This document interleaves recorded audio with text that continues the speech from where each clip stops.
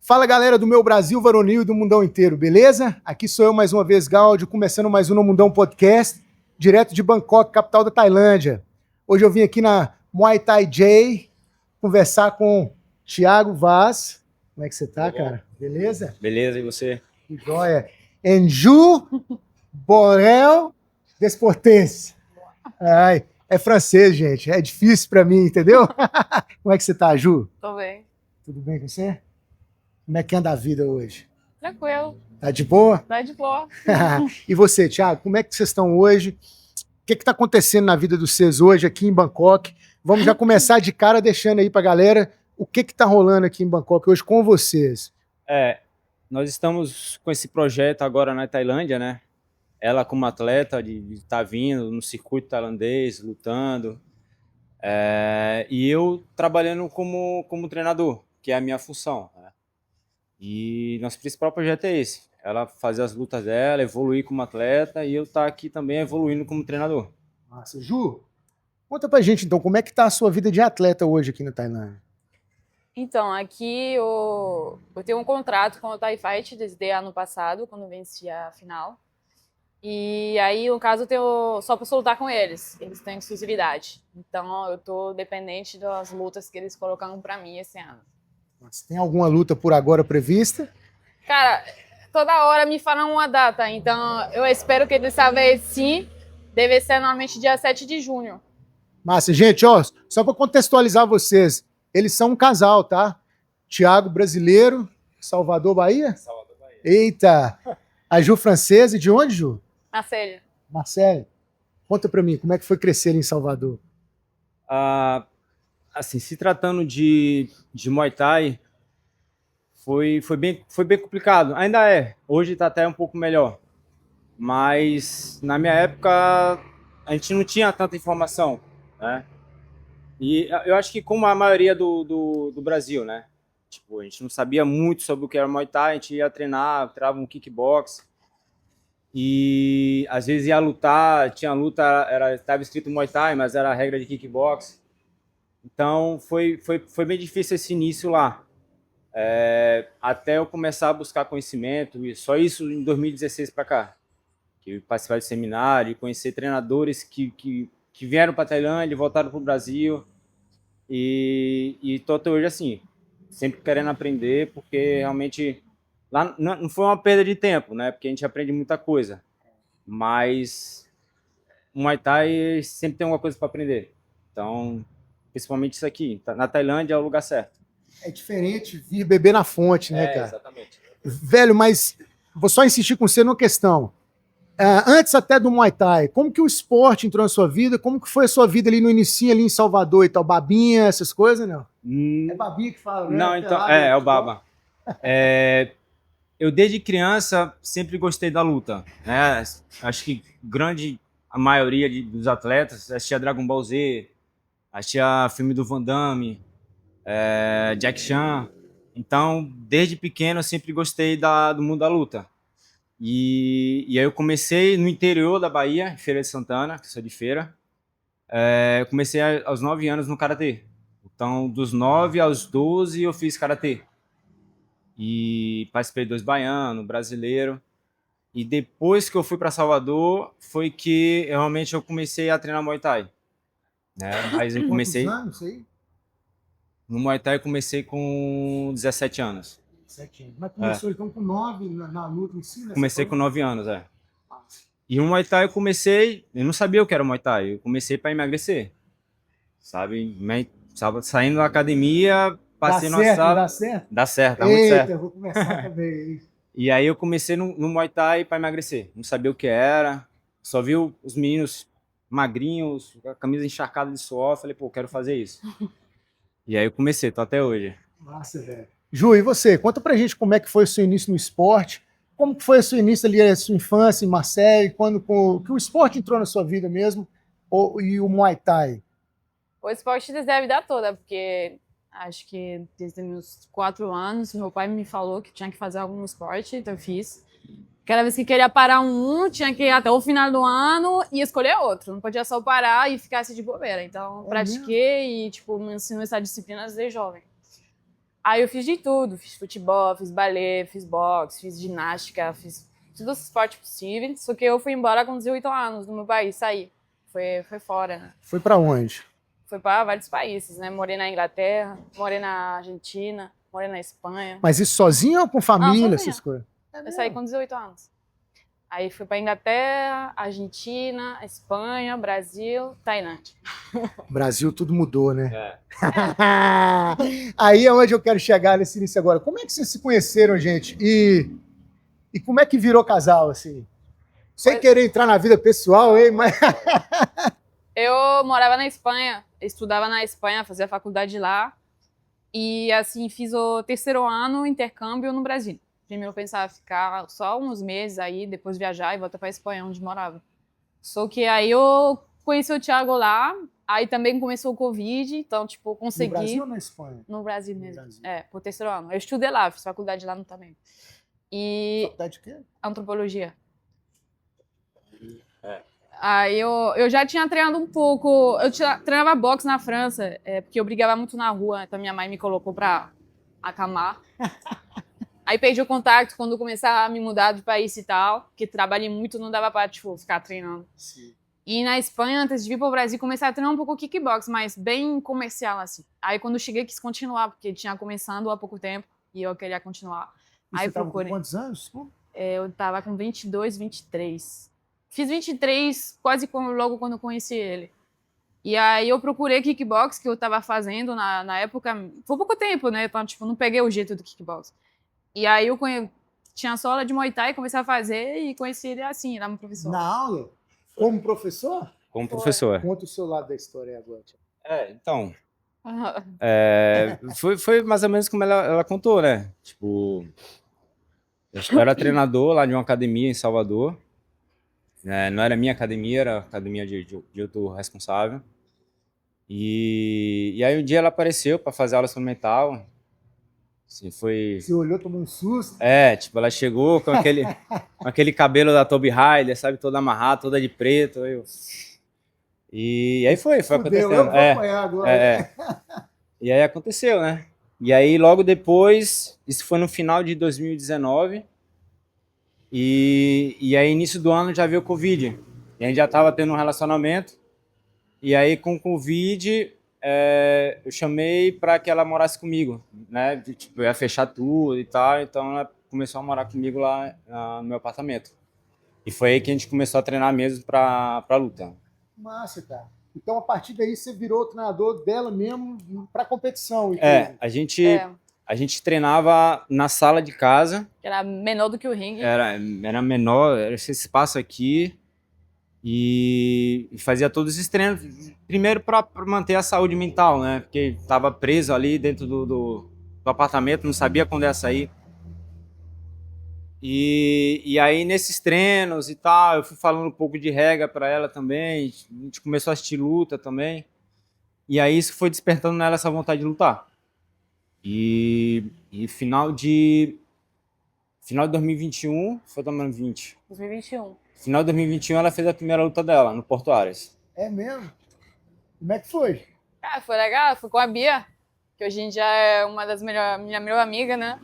Aí eu, na época, não pensava que, tipo, o estreante não perde peso, né? Então eu fui lutar acima do meu peso natural. Ela tinha cortado peso, tá? Tipo, senti muito a força dela nessa luta, mas foi uma luta muito boa, uma primeira luta, e deu empate, né? Então foi legal. Então foi rápido, então, né? De certa forma. Isso, foi bem rápido. Final de 2019, 2020 e 2021 ela lutou. Eu acho que comecei a treinar mesmo porque, assim, até o final do Covid a gente treina em casa, então só era mais essa questão de entender o esporte, entender os movimentos, entender o esporte, mas não era um treino no sentido físico, no sentido realmente de construir um jogo e tal. Isso foi depois, né? Quando tudo reabriu, porque depois das coisas começar a reabrir, eu fui pra França, minha família, aí quando voltei a gente começou a treinar mesmo. Eu acredito que foi em fevereiro, aí eu comecei tudo, comecei o treino de Muay Thai, tipo, pra lutar e a preparação física junto, com o Minotaurinho, que ainda hoje em dia me treina à distância. E eu estreiei em outubro, então, assim, foi, tipo, uns 8 meses, uma coisa assim, realmente treinando para lutar. É relativamente rápido, né, cara? Sim. Se você for pensar nisso. Sim. Cara, você foi pra França junto? Vocês ficaram lá na França junto um tempo também, antes de vir pra cá? Sim. Sim, não dessa vez aí que a gente falou, mas a gente veio pra França, ele foi pra primeira vez quando a gente se mudou do Brasil antes de vir pra Tailândia, porque a gente ficou lá 9 meses pra poder trabalhar, juntar dinheiro pra vir aqui. Foi em 2023. Deixa eu... Ju, me conta uma coisa aqui, antes da gente continuar na história da carreira. Como é que foi para você essa experiência sua no Brasil, estudando antropologia, morando em Salvador? Imagina Salvador, Sim. né, que é um dos lugares mais emblemáticos do Brasil, assim, onde Sim. praticamente tudo começou, né? Como que foi para você essa fase no Brasil? Assim, o que você curtiu de estar ali? O que você não curtiu? O que foi descobrindo que te encheu os olhos? Já emendando um tanto de perguntas numa só, né? Cara, assim, pra você entender, quando eu comecei a estudar antropologia, porque primeiro eu fui pra Inglaterra trabalhar, porque não sabia o que estudar, então eu pensei, vou aprender inglês, vou trabalhar, isso sempre vai servir, né? E lá, tipo, na Inglaterra, a gente era só imigrante trabalhando, então eu comecei a ver essa diversidade cultural e me deu vontade de viajar e conhecer mais. Daí eu fui pra Argentina, fiz trabalho voluntários. A primeira vez que viajei mesmo, e foi o primeiro e único, eu acho, choque cultural que teve, por ser o primeiro, né? Porque aí, tipo, realmente foi diferente da realidade da Europa, né? E eu era muito nova, fiz 20 anos lá, então, assim, era muito nova para viver isso ainda, mas foi muito bom, abriu muito minha mente. E daí eu decidi estudar antropologia.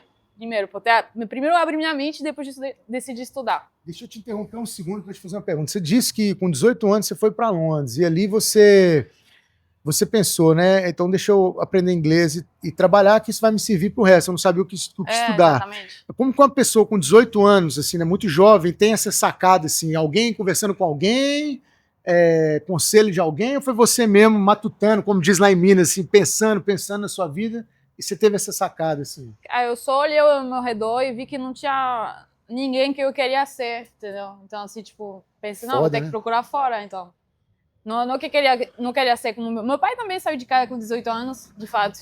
E minha mãe sempre fez muita coisa diferente, então, tipo, eles apoiaram logo isso. Tipo, e você já cresceu, então, tendo esse tipo de informação na sua cabeça, né? Assim, nem tanto, cresci mais no sentido de eu escolher e eu errar, entendeu? E eu poder ter essa liberdade de fazer minhas escolhas, de errar e de pagar o preço de ter errado, mas e aprender com isso, entendeu? Então, é mais isso.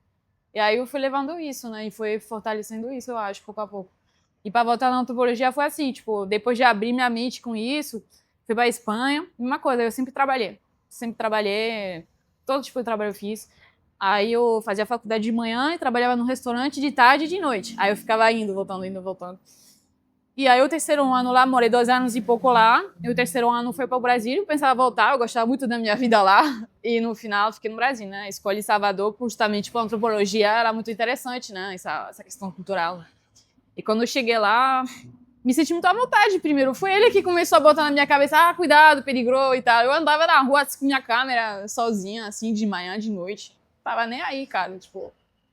Foi ele que falou, não pode, tá. Aí pouco a pouco comecei a sentir isso. Quando comecei a morar com ele, que a gente morou realmente nos bairros mais, vamos dizer, brasileiros, mais real, a vida real do Brasil, sabe? Porque eu morava na Barra, na Orla, alugava um quarto, andava com um pessoal da universidade, estrangeiro também. Então a gente morava na nossa realidade, que não é a realidade brasileira. Aquela bolha ali, né? Isso. E, tipo, eu vi muito isso, né?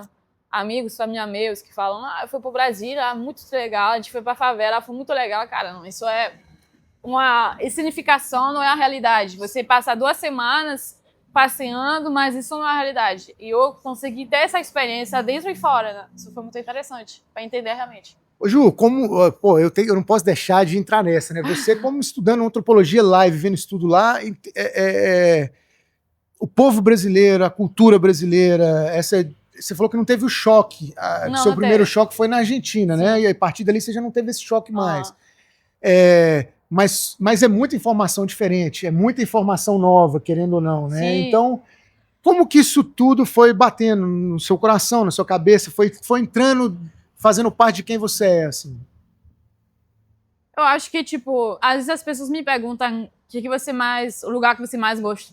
Não tem nenhum, sabe? Tipo, eu achei um pouco de mim um pouco em todos os lugares. E todos os lugares ficam um pouco parte de mim hoje em dia, sabe? E aí um pouco da Inglaterra, um pouco da Espanha, um pouco do Brasil, sabe? Tem muita coisa com as quais eu me identifiquei bastante no Brasil, mas tem muita coisa que não. E as coisas que não me identifico com o Brasil são as mesmas que não me identifico com a França, entendeu? Tipo, não é uma coisa só do Brasil, é uma coisa geral da humanidade que eu vejo muita semelhança de um mundo diferente pro outro, sabe?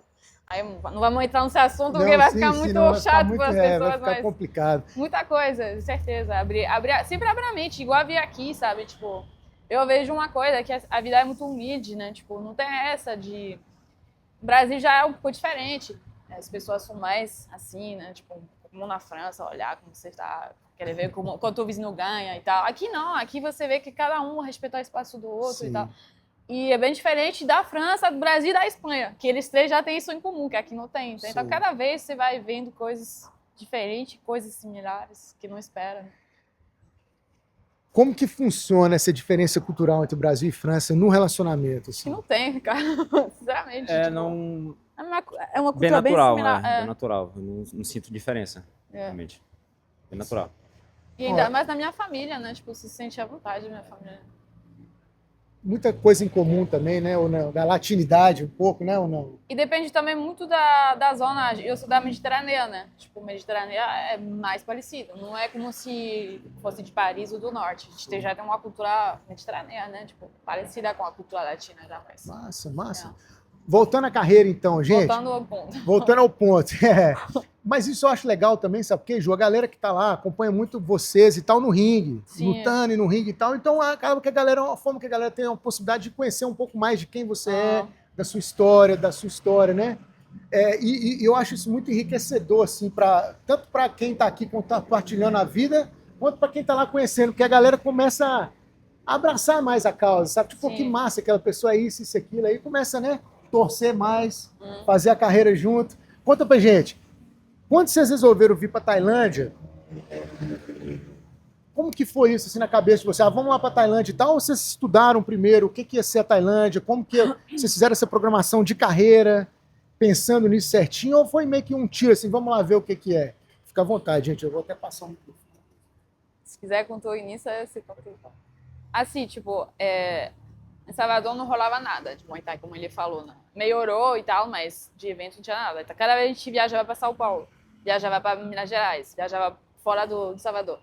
Aí, cada vez era um gasto, né? Eu teve a sorte que eu dava aula de francês online, tinha um aluno advogado, e cada vez que tinha um voo atrasando, ele processava e eu ganhava dinheiro dos acordos. Assim, eu consegui pagar os voos cada vez que a gente tinha que viajar. Mas foi, tipo, não foi dado, né? Uma coisa assim, meio aleatória. Uma troca, né? E a gente, assim, ficou começando a pensar, pô, será que a gente deveria se mudar para São Paulo para ter mais oportunidade? E depois a gente pensou, pô, se for para se mudar, a gente vai logo para Tailândia, né? Vai logo pro ponto, né? Só que, assim, claro, a gente não ia ficar do Brasil para Tailândia assim do nada, a gente queria se planejar um mínimo, né? Já mesmo planejado, a gente viu depois que mesmo planejado, aconteceu um monte de merda que você não planejou, né? Então, você assim, é o mínimo que você deve fazer, eu acho, né? Apesar de as coisas todas vão sair do previsto. Então, a gente decidiu ir para a França quase um ano, né? Como eu falei, então eu fiz um master online depois de terminar a antropologia de gestão internacional do esporte, que era uma escola espanhola, mas que eu fazia online do Brasil, dando aula e treinando ao mesmo tempo. Aí terminei esse master, a gente foi para a França a final de dezembro de 2023. Aí lá consegui trabalhar, ele conseguiu dar aula também, e a gente ficou juntando grana até julho de 2024, que eu trabalhei nas Olimpíadas, porque terminando esse master, eu fui recrutada para as Olimpíadas. Então, a gente pensou, pô, perfeito, terminando as Olimpíadas, a gente vai para a Tailândia. Então, dava, tipo, setembro, dava quase um ano, tá? A gente já tinha esse plano, que esse trabalho eu já fui recrutada, tipo, um ano antes de acontecer. Então, deu para, tipo, se projetar bem. E o ano todo na França foi para isso, foi treinando, a gente treinou muito mesmo para se preparar para cá e juntando dinheiro, para poder chegar aqui com o mínimo de recursos. Porque até adaptar, ver o que vai ser, né? E ainda no Brasil, a gente tinha conseguido abrir nosso CT lá, em Salvador. E vendemos tudo que tinha no CT, conseguimos vender, porque realmente essa questão de você se organizar para chegar aqui, né? E conseguimos ir para a França primeiro também, trabalhar, como ela disse. E é organização, não tem jeito, sabe? Organização e você sabe o que é que você quer. Tem um objetivo ali, a gente tem que seguir aquele caminho até aquele objetivo. Vocês chegaram não aqui em Bangkok, né? Vocês chegaram no norte, não foi? Ou não? Sim, Podemos contar um pouco dessa história e tal? podemos. Como que foi essa chegada para vocês? E a Ju citou aqui, né, que por mais que tenha preparado e tudo, muita coisa saiu do controle, né? Não foi como pensou. Tudo Então, saiu do controle. compartilha com a gente um pouco disso aí também. Vocês que sabem. Aham. Quando a primeira vez que a gente chegou na Tailândia, passamos uma semana aqui, menos de uma semana em Bangkok, até para conhecer, ir no Raja, a gente foi assistir o One, a gente veio visitar o Joyce aqui, fez 2 treinos com os meninos e tal. Mas a gente saiu da França já com o objetivo de ir para Chiang Mai. E Por quê, Xavier? então, tem um amigo nosso, o Thiago Bader, que a gente conheceu na luta dela, a gente conheceu o pessoal lá. Nessas viagens que a gente fazia no Brasil, a gente acabou conhecendo o pessoal lá da Jaraguá. E eu comecei a acompanhar o trabalho dele. Foi a época que ele estava no Manop.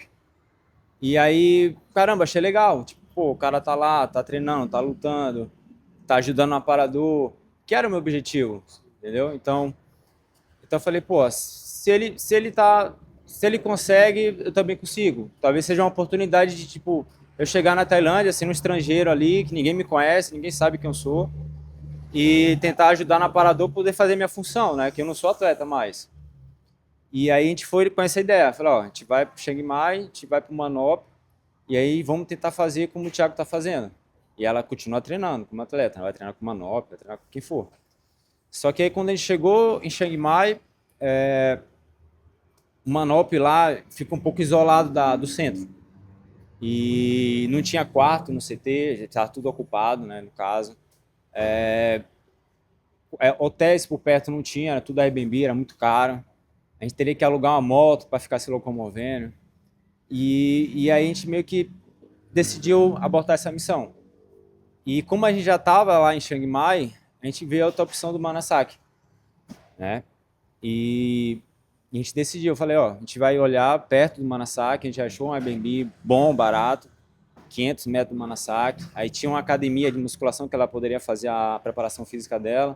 Então tava tudo encaixando bem. Falei, a gente vai ficar aqui agora no Manasaki. Vamos testar aqui em Chiang Mai mesmo, que é nosso objetivo.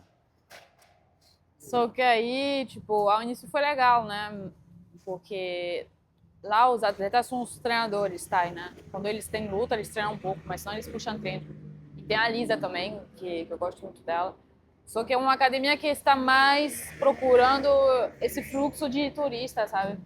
Então, assim, quando um deles, ou ela tinha luta, era legal porque eu fazia um trio legal.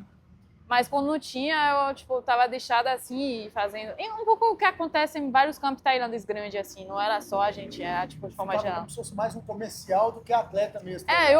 Eu me tratava como uma atleta quando era bom, porque tinha um atleta deles treinando, então dava pra treinar junto. E quando não, era só, tipo, só onde já parado de manhã de tarde pra agregar os gringos. E 3.000 rounds de saco, 5 sparring, 5 clinch. A gente fazia clinch uma vez, 2 por semana.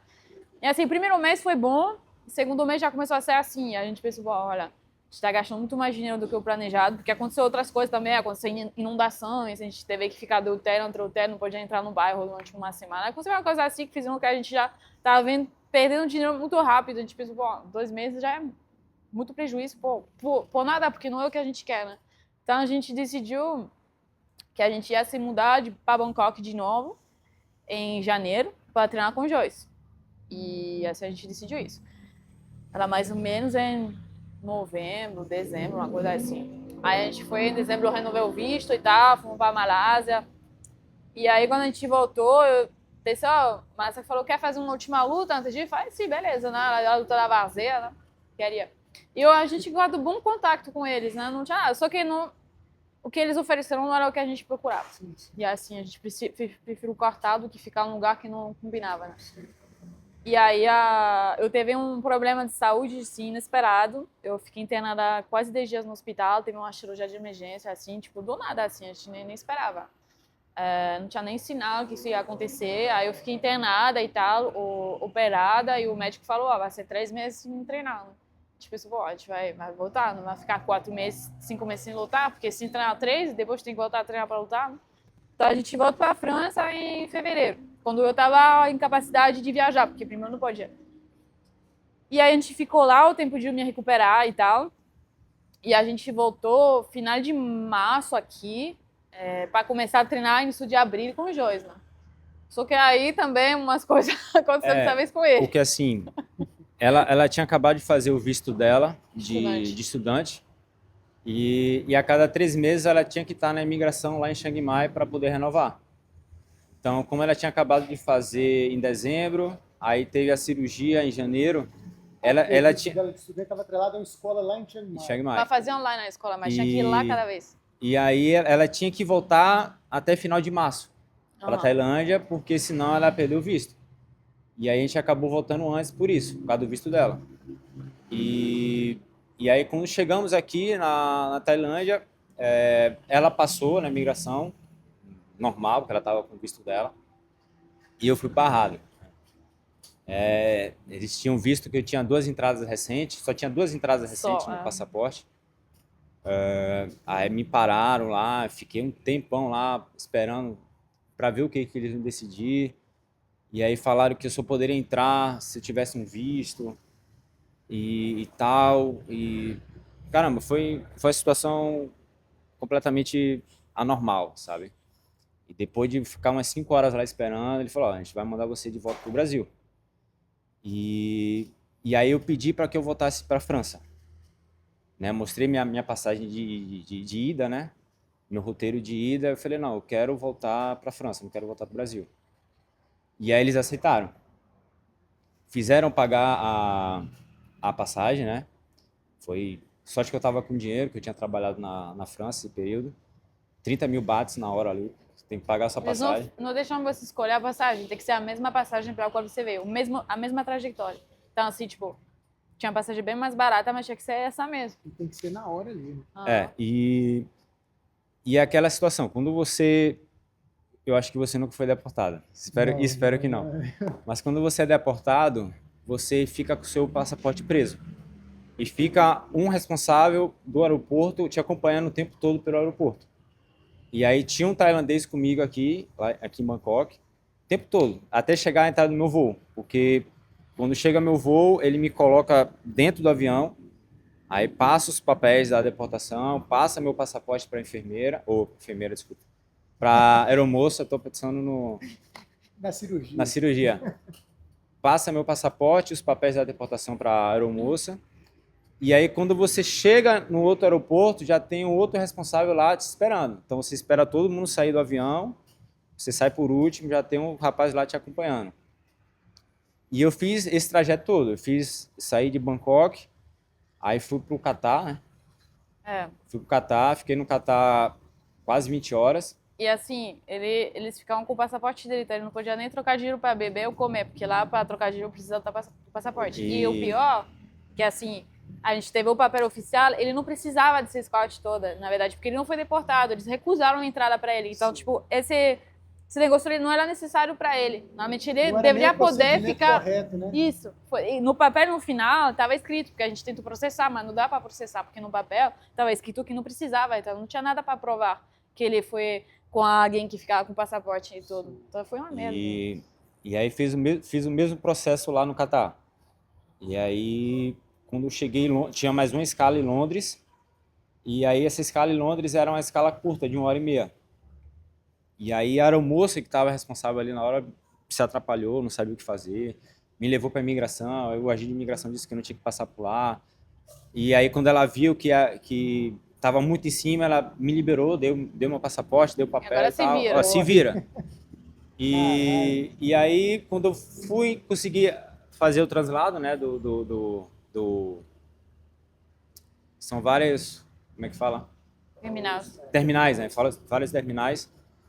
Aí eu fui passar pela segurança, o agente da segurança viu que eu já perdeu o voo. E aí falou: você não tem que passar, que você já perdeu o voo. Mas outro detalhe, ele não falava uma palavra de inglês, então quem tava falando com essas pessoas todas era eu. Tipo, e aí na hora... eu tava no celular, aí na hora, eu tava falando aí na hora eu liguei pra ela falar, que toda hora tava se comunicando. E aí passei o telefone pro agente de imigração, aí ele explicou a situação. Por segurança, o pessoal de Londres realmente foi fantástico. Esse segurança me levou até a imigração, explicou a situação, ela falou com a agente de imigração também. E aí a gente falou, ó, ele fica aqui, pega outra passagem para a França. Quando ele tiver a passagem, ele me mostra, eu passo ele pela imigração, ele vai para o aeroporto e pega o voo dele e continua a caminhada dele para a França. E aí a gente fez isso, a gente comprou uma outra passagem, só que essa passagem tinha uma escala na Alemanha. Era a única que tinha. Era mais próximo, já tinha quase 3 dias de viagem, né? Porque eu tinha saído da... Sem grana. Sem comer, sem dormir direito, todo esse estresse Sem tomar banho. sem tomar banho. E aí, quando eu cheguei na Alemanha, eu fui parado na imigração novamente, que aí foi o maior BO que eu tive. Porque nós somos casados na França, só que esse período que ficamos na França, de 9 meses, meus papéis não ficaram prontos. Porque lá Por tem quê? muitos casos, né, de imigração. Que vende o casamento para a pessoa ter direito ao Não é tanto passaporte, né? isso, que tem muitos imigrantes na França, né, que pedem o que se chama carta de séjour, que é tipo uma carta de residência.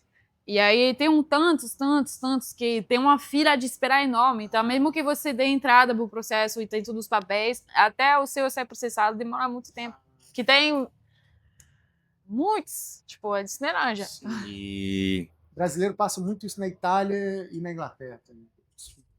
aí eu fiquei lá parado na imigração, lá na Alemanha. Fui interrogado pela Polícia Federal Alemã durante quase 5 horas. Perguntaram tudo da minha vida, com quem eu morava na França, perguntaram sobre ela. Tentei explicar, como ela disse, não sei falar inglês, mas eu falo um pouco de francês. E aí tinha um policial na hora que falava francês e eu tentava me comunicar com ele, explicava a situação para ele. Mas mesmo assim não adiantou. Então, depois desse interrogatório, aí eles falaram que ia me mandar para o Brasil direto.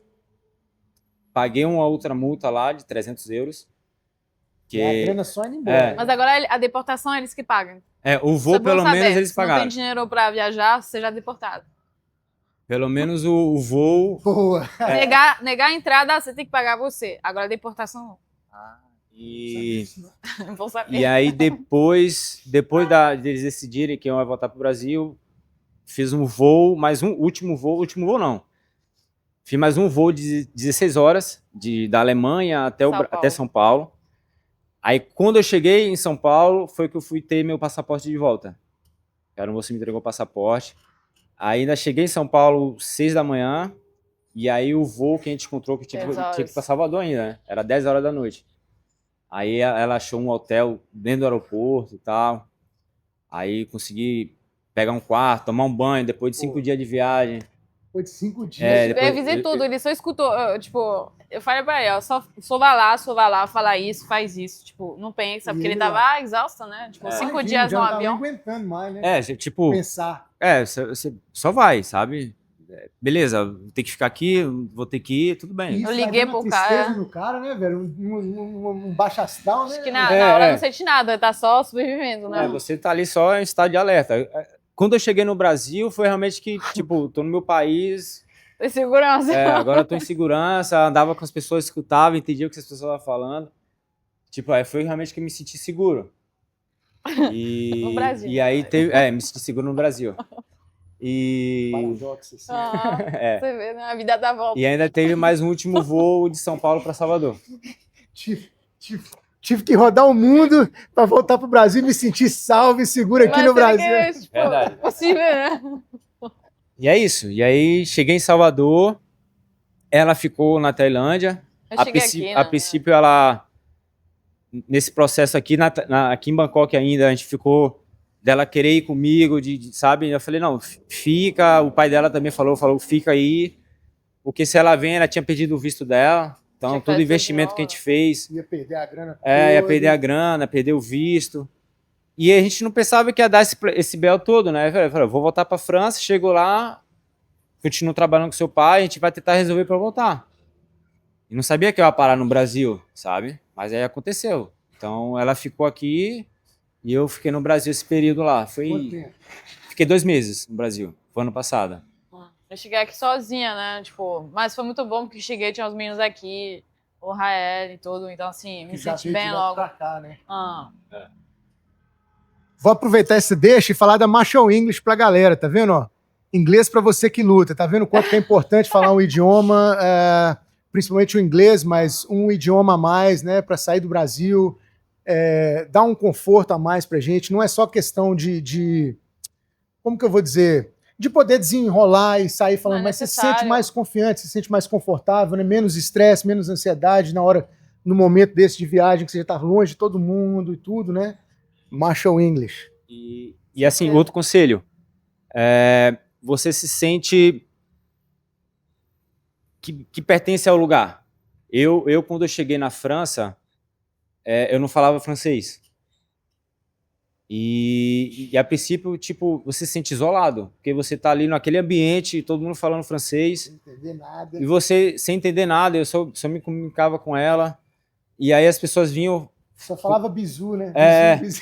as pessoas vinham falar francês comigo, aí quando viam que eu não falava francês, aí queria falar inglês comigo. Aí eu falei, também não sei falar inglês. E aí você fica isolado. Então, essa parte, como você falou, de você saber falar outra língua é muito importante. Muito importante. Além de vocês se virar nessas situações, de vocês sentir que pertence àquele lugar ali, que você vai se comunicar.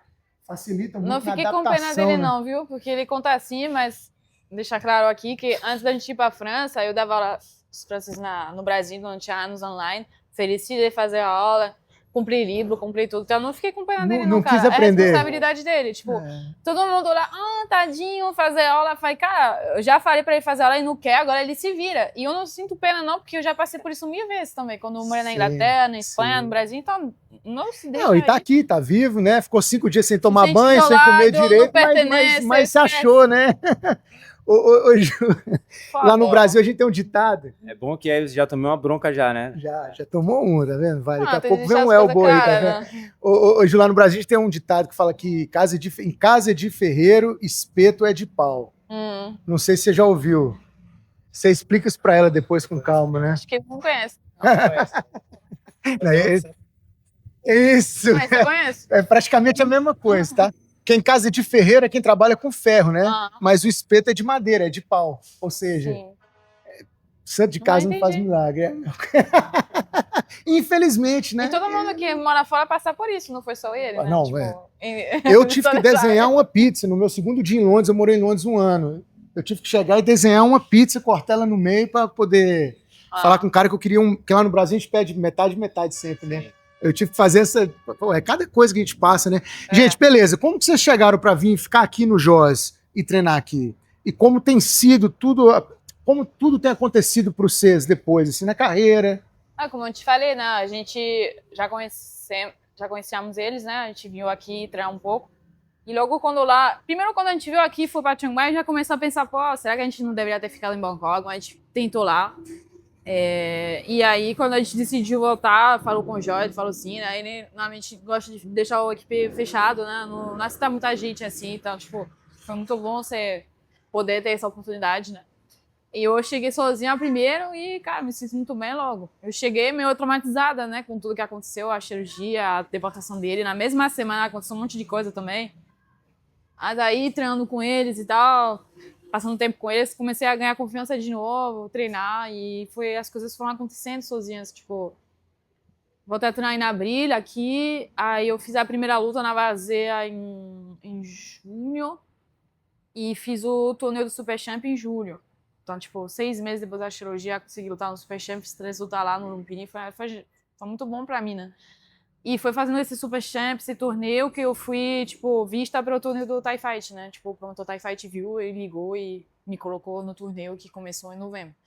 E aí, de agosto até novembro, tentaram casar lutas pra mim, não deu certo cada vez, tipo, tentaram casar uma luta pra mim, aí caiu, tentaram outra pessoa, não deu certo.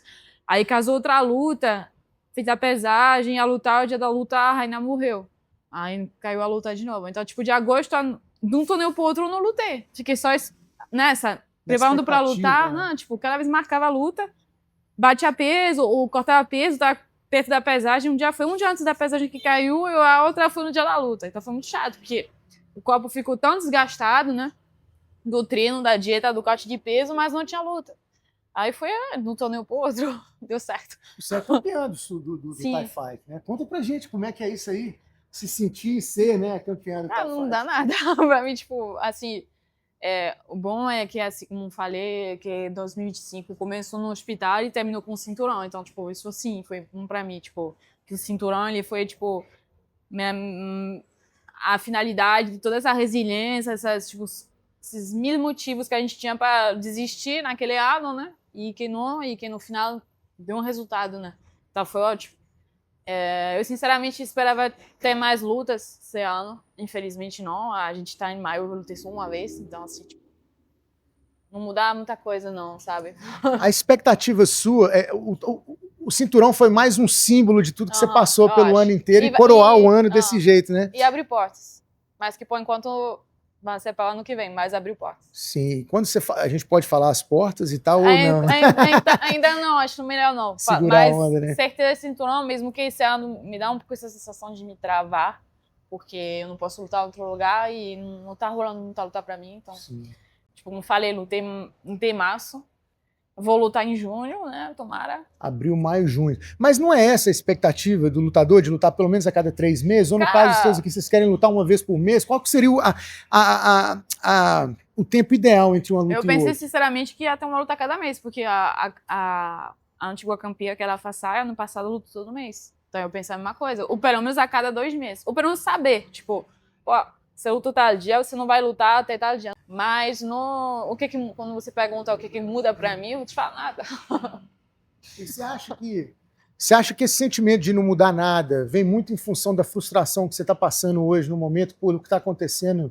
Ou não? Ficou... Porque de fato não muda nada? Eu acho que é até bom ser assim, sabe? Porque eu acho que, tipo, até eu falo agora assim, meio frustrada, mas eu acho melhor eu manter essa frustração, eles não me sinto campeão no sentido, tipo, sou campeão, não. É tipo, me sinto sempre o azarão, entendeu? Mesmo sendo campeão. Então, assim, acho que motiva mais. Você prefere assim porque você sente que mantém os seus pés no chão, né? Então, assim, no final é bom. É chato, mas é bom. Quais são, então, gente, as principais dificuldades e as principais alegrias de poder viver esse sonho, né? Já não é sonhar mais, é realizar esse sonho de viver do Muay Thai, viver do Muay Thai na Tailândia, que é a terra do Muay Thai. Brasileiro, a gente sabe que tá cheio de brasileiro aqui, o Jos, né, um grande exemplo disso, pô, um primeiro brasileiro, um primeiro não asiático a ganhar ali no Raja, né, eu não sei como que é o Muay Thai para os franceses e tudo, sei também não. mas tipo assim, querendo ou não, a gente é de outro canto do mundo, sabe, a gente vem lutar por um sonho nosso num outro canto do mundo, a gente faz isso desde muito tempo, né, você saiu de casa com 18 anos, como que é realizar esse sonho aqui na terra do Muay Thai, vocês dois? Bom, para mim, que eu amo Muay Thai, me sinto realizado, sabe? De você estar aqui, sabe? De você estar correndo no parque e aí você se encontrar com o Pet Bonchu, ou de você se encontrar com o Bocal. Me encontrei com o Super Alex semana passada. É mesmo? Então, correndo ali também? Então, tipo, são atletas que Veja você... Aqui não. No parque aí? No parque lá. Todo dia vem um. Eu encontrei com o Thiago 2 vezes já. Quem nunca se encontra com o Júnior? Pô, não, o Júnior também. Quem nunca? E 2 vezes também. E isso para mim que eu estudava, via a luta desses atletas, você tá andando no meio da rua, se encontrar com eles, ir no Raja. Tipo, ano passado eu consegui lutar no Raja. Pô, para mim foi que eu vim de Salvador, que não tinha evento, sabe? De uma cirurgia no joelho, Cara, de você subir no Raja ali, num ringue do Raja ali, que tanta gente passou, pra mim foi, como eu falei, só de eu pisar naquele ringue ali, pra mim eu já venci a luta, sabe? E pra mim é maravilhoso estar aqui, sabe? Apesar de todas as dificuldades financeiras, mas estar aqui é realmente maravilhoso, sabe? É a luta, irmão, é a luta. Nós vamos vencendo isso aí todo dia, né, Ju? Só abrir um parênteses, o Raja, eu vou lá quase toda semana no RWS, né? Eu quero começar a ir nos outros eventos também, tudo. Eu não sou da luta, né? Eu entrei nesse mundo através da comunicação e tudo. Eu chego no rádio toda vez, eu meio que arrepio de estar lá, sabe? Eu imagino vocês que são lutadores e que vão lá e que lutam lá. Eu falo, caralho, que passa na cabeça, né? Como é que é para você, Ju, realizar esse sonho aqui? O sonho de estar na Tailândia vivendo do Muay Thai. Cara, desde que comecei a treinar, eu tinha um objetivo na minha cabeça. E sempre foi o mesmo. E eu tô vendo que as coisas estão acontecendo do jeito que eu projetei elas, né? Não porque por acaso, né? Porque, tipo, realmente botei tudo dentro. Botei, tipo, tudo de mim. Ser disposto a entregar tudo aquilo, né? Seu tempo, seus estudos, seu dinheiro, sua família, tudo, tipo. E o que a gente tá fazendo já há tempo, né? Apesar de meio que agora que a gente começar a ser visto, começar a ter resultados realmente concretos, mas já faz 6 anos, né, que a gente está trabalhando para isso, né? Tipo, trabalhando para aquele objetivo. Então é muito bom e como falei antes, né, mesmo no Thai Fight, mesmo sendo campeã, nunca me sinto favorecida. E isso, cara, te deixar sempre com fome, sabe? Sempre com vontade. Tinha uma academia pequena. Tudo que a gente consegue nessa academia, o Rael lutou no ano passado, o Rael faz parte da Sosomai, eu tô campeã do Thai Fight e tal. É coisas que a gente conseguiu nós mesmos. Ninguém no braço abriu mesmo, pra né? nós, De sabe? chegar lá e regaçar, né? Uma academia pequena, tipo. E a gente chega a lutar com uns caras da academia grande, vence. Aí os caras ficam putos, né? Falando sério, né? Tipo, dá pra ver, né? Tipo, a gente ninguém pra eles. O Joyce fez muita coisa. Até hoje em dia, quando a gente luta, sempre o comentarista fala dele, né? 15 anos depois, as pessoas lembram, né? Mas, tipo. A academia é pequena, não é como aquelas grandes academias que tem contato com o promotor de todo lugar. Quer lutar lá no Brasil? Vai, luta. A gente não, a gente tem que conquistar as coisas. Tem que Isso é muito lutar melhor. mesmo, né? Não só no ringue, mas fora também, né? É conquistando. Eu lutei ali, como falei do Thai Fight, lutei no Super Champ. Não era ninguém, tipo, no Super Champ, né? Eu lutei, fiz 3 lutas lá, lutas boas, assim, e os caras ligaram, pô, a gente quer colocar ela lá. Tipo, não foi porque o Joyce tinha contato e aí mandou, e aí, tipo, conseguiu fazer. Então, através do trabalho mesmo, isso, né? Isso dá satisfação. Dá satisfação, mas também, como eu falei, né? Meter os pés no chão. A gente sabe que, tipo, tem que meter aquilo, manter essa persistência e até mais, né? E tem muita coisa ainda para conquistar, né? Sim. No caminho, né? A gente não vai falar agora das portas, né? Que estão se abrindo e tudo, mas como que você olha para sua carreira daqui no futuro? Em termos de novo, sem falar das portas, já que a gente não pode, mas assim, em termos de crescimento na carreira mesmo, da caminhada sua daqui para frente, o que você vê nesse sentido para vocês, assim? Acho que é muito claro, né? Eu quero lutar no One, quero ser campeã do One. E você? Qual adversário hoje você olha assim e fala, pô, eu quero lutar com aquela pessoa? Você é a Stella, né? Que ela é campeã do One, né? Tipo, tô chegando. Não vai ser agora, né? Tô um contrato esse ano. Obviamente não posso lutar em lugar nenhum, né? Mas tô chegando. Massa, a Stella fica de olho, hein? Stella wait for me. A Moa Russa ganhou lá semana passada, Sim, não sei se você também, viu, muito forte aquela mulher. Já chamou a Stella também, a Stella tá sendo caçada agora. Assim, eu vou chegar, mas agora não, né? A gente tem que ter um caminho ainda. Ao contrário dessa menina que já tá lá, já tá lutando, com certeza merece fazer essa luta com ela já. E como você vê isso, Ju? Você vê isso, o Muay Thai assim, ou você pensa no kickboxing também, lá no caso do One, que tem vários eventos, né, várias modalidades, não é só o Muay Thai. Então você vê um caminho para o kickboxing também, talvez para o MMA no futuro, ou o caminho é Muay Thai mesmo? Muay Thai mesmo. Tipo, a gente até pensou esse ano, porque o Thai Fight falou que eu poderia lutar fora, se eles aceitarem, fazer um papel e tal, mas, tipo, lutar fora aqui é planejamento, os caras não planejam uma luta 2 semanas antes. Sim, então, tipo, é muito complicado fazer acontecer. Então a gente olhou pro kickbox por conta disso. Porque mesmo assim, é difícil planejar, porque daqui a pouco a gente planejar uma luta de kickbox 3 meses na China, e aí o Thai Fight me chama pra lutar e eu tenho que dar exclusividade pra eles, então não consigo meter o compromisso. Então a gente deixou essa opção. Mas a gente pensou mais por caso não rolar outra luta, mas prefiro me meter no Muay Thai, tipo. Ô Ju, quais são suas referências como atleta, tanto femininas quanto masculinas, assim, como atleta? De forma geral ou só no Muay Thai? Pode falar geral e também no Muay Thai. É bom que a gente já fica também na área sua. De forma geral, eu tenho 2 ídolos, infelizmente os 2 estão mortos, que é o Kobe Bryant e o Ayrton Senna. Tipo, são meus 2 ídolos na forma de pensar, na forma de jogar o jogo deles, realmente, tipo. Como falar de ídolos, são esses 2. Aí agora de inspirações, de referência no Muay Thai, a maioria são brasileiros mesmo. O Joyce, a Alicia, tipo, o Lobo, são, tipo, pessoas que quando vou lutar, vou assistir lutar deles de novo, sabe? Porque o jeito de lutar e tal me inspira, é o jeito que eu gosto de lutar, assim, o estilo do Lobo, particularmente. Então, assim, vão ser referências minhas. A Bárbara também, no jogo de clinch dela. E aí, esses lutadores tailandês, tipo, essas lendas, obviamente, né? Tipo, o Pet Boot, Super Leg, são esses, não precisa nem falar, né? Sim, esses aí Entendeu? são referências. De todo mundo, são referência do esporte mesmo, né? Não são minhas, né? Tipo... E a sua, chefe?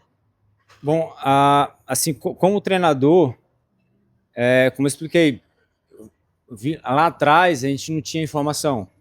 E eu comecei a buscar informação de 2016 para cá, para tentar melhorar como treinador. Então, fazer seminários, fazer curso de arbitragem. E pessoas no Brasil que tem muito contato, que me ajudaram muito, sabe? Que é o Casolari, é o Rico, é o Reni, lá de Aracaju. Então, conheci vários outros, mas esses três são os que eu tenho mais, que eu sempre tive contato, sabe? Tipo, às vezes ele ia lutar em Santos mesmo, o Rico tava nas 3 vezes que ela lutou, sabe? No corner.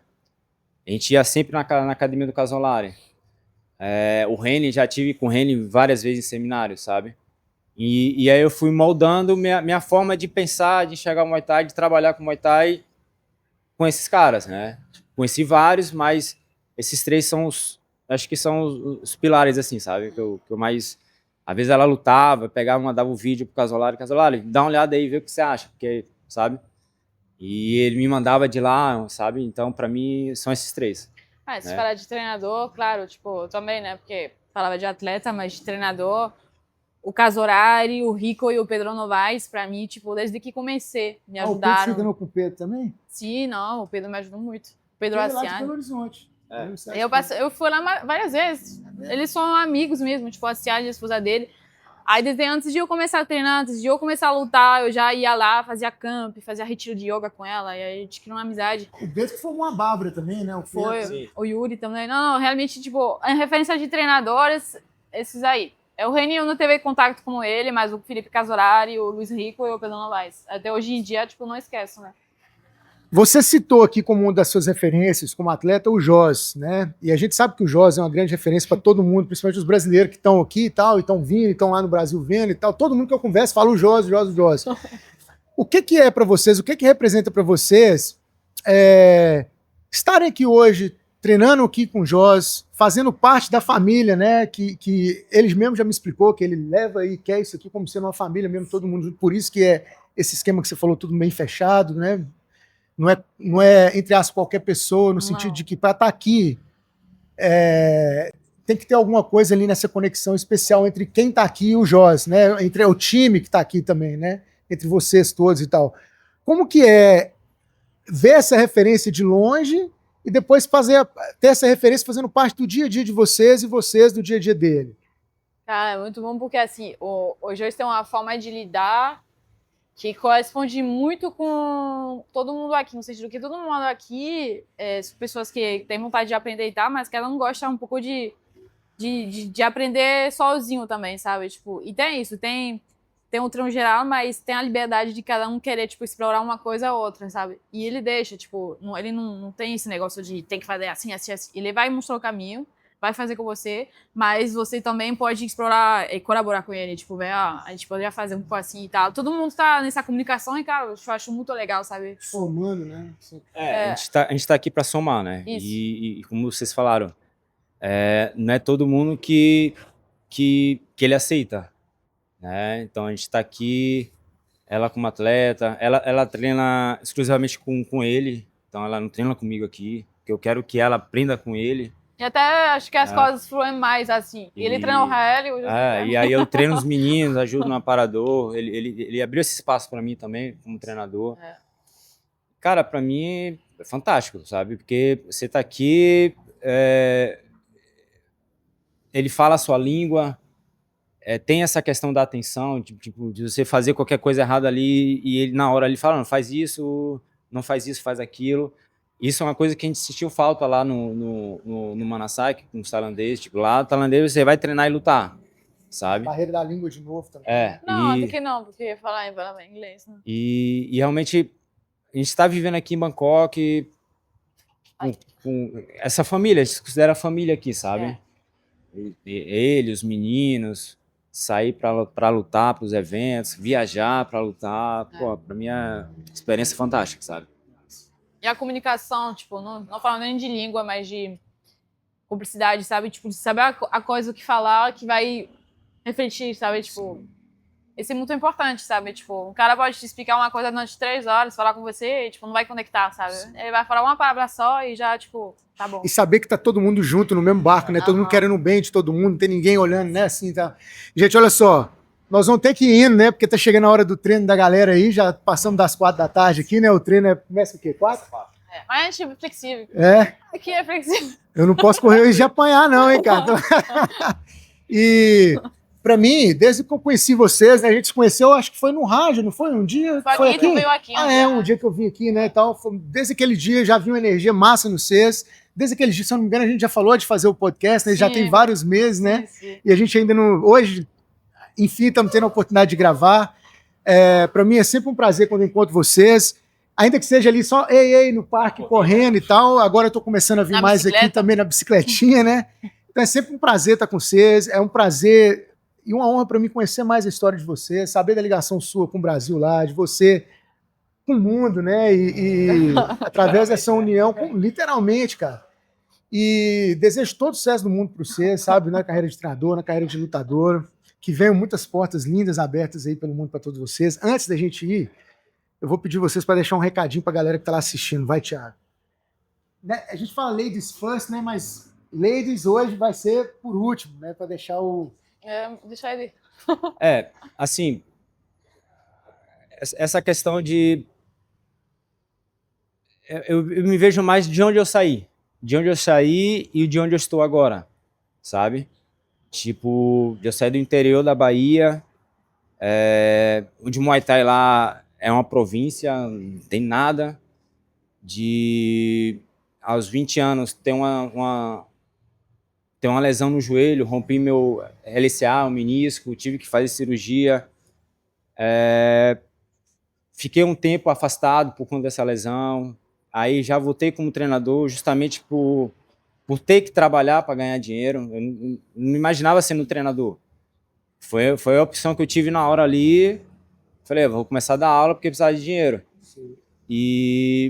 Mas é isso, tipo, de você continuar, sabe? Apesar da dificuldade, dos obstáculos, cara, é continuar. Se você quer isso, você tem que continuar. Às vezes não vai dar certo, mas continua, sabe? Que você vai chegar lá. Não tem outro caminho, sabe? Não tem outro caminho. Desistir não é uma opção, né? Então, né? E você, Ju, deixa um recado pra galera lá que acompanha. Não, isso mesmo, que tipo, quando você tem um objetivo, a caminhada até lá, ela não é constante, né? Tipo, ela às vezes dá um passo pra frente, dá 2 pra trás, pra poder dar mais pra frente. E a única coisa que você pode fazer é você ser constante no que tá fazendo. E isso, ter paciência e vai chegar, tipo. E assim, já só o fato de fazer, eu acredito que já tá realizando o sonho, tipo. Sim. Eu lembro, quando vim pra cá, minha irmã me falou, mas e se não dá certo? Já só fazendo dar certo, de viver aquilo. Aí o restante, os objetivos materiais, vamos dizer, claro, eu quero realizar, eu vou, eu tenho certeza que eu vou.